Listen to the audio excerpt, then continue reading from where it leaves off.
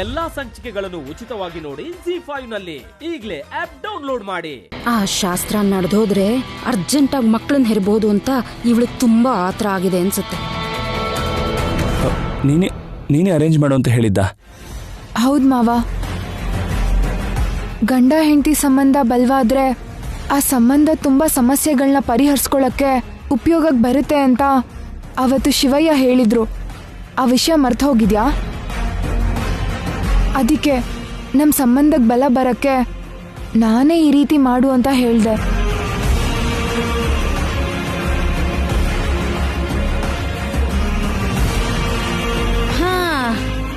ಬಿಟ್ಟಿ ಪುಣ್ಯಕ್ಕೆ ಎಲ್ಲರೂ ಸಲಹೆ ಕೊಡ್ತಾರೆ.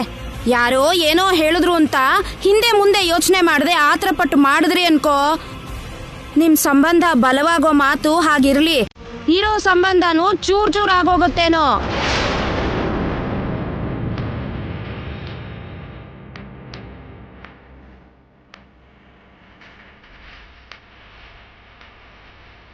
ಚಿಕ್ಕಮ್ಮ, ಯಾಕಾತರ ಅಪ್ಶಕ್ನಂದ್ ಮಾತಾಡ್ತಿದ್ದೀರಾ? ಏನೇ ನಿನ್ ಕಣ್ಣಿಗೆ ನಾನು ಕೆಟ್ಟದಾಗ್ಲಿ ಅಂತ ಬಯಸೋ ದರಿದ್ರದೋಳ್ ತರ ಕಾಣಿಸ್ತಾ ಇದೀನಾ? ನೀನ್ ಅಂತಿರೋ ಮಾತು ಹಾಗೆ ಇದೆ.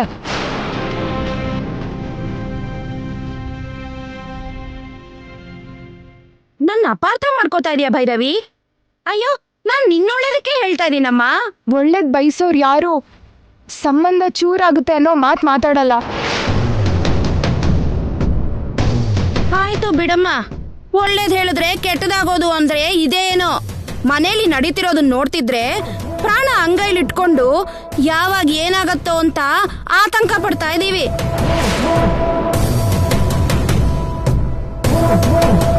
ಮತ್ತೆ ಆ ಥರದ್ದೇನು ಆಗ್ಬಾರ್ದು ಅಂತ ಹೇಳಿದ್ನೇ ಹೊರತು ಯಾರೋ ನಾಶ ಆಗೋಗ್ಲಿ ಅಂತ ನಾನೇನು ಹೇಳಲಿಲ್ಲಮ್ಮ.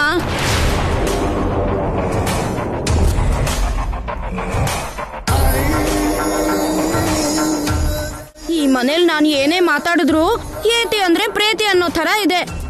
ಅಷ್ಟಕ್ಕೂ ನಾನು ಹೇಳೋ ಉದ್ದೇಶನೇ ಬೇರೆ, ನೀವ್ ಅರ್ಥ ಮಾಡ್ಕೊಳ್ಳೋದೇ ಬೇರೆ. ಅತ್ತೆ, ನೀವ್ ಯಾವ ಉದ್ದೇಶದಿಂದ ಹೇಳಿದ್ರು ನಿಮ್ ಮಾತಲ್ಲಿ ಒಳ್ಳೇದಾಗುತ್ತೆ ಅನ್ನೋ ಯೋಚನೆ ಇಲ್ಲಿ ಯಾರಿಗೂ ಇಲ್ಲ.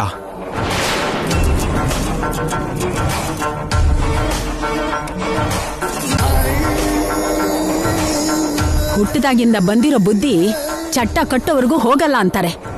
ನೀನು ಬದ್ಲಾಗಲ್ಲ, ನಿನ್ ಬುದ್ಧಿನೂ ಬದ್ಲಾಗದೇ ಇಲ್ಲ ಬಿಡು. ಅಮ್ಮ, ನಾನೇನು ಬುದ್ಧಿ ಇಲ್ದೆ ಮಾತಾಡ್ಲಿಲ್ಲ.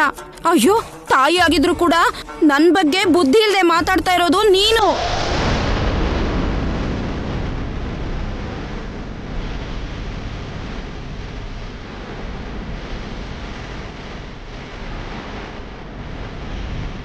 ಈ ಮನೇಲಿ ಅಪಶಕ್ನ ಆಗಿದ್ ಪ್ರತಿ ಸಾರಿ ಏನೋ ಒಂದ್ ಅನರ್ಥ ಆಗ್ತಾನೆ ಇದೆ. ಅದು ನಿಮ್ಗೆ ಯಾರಿಗೋ ಕಾಣಿಸ್ತಾನೆ ಇಲ್ವಾ?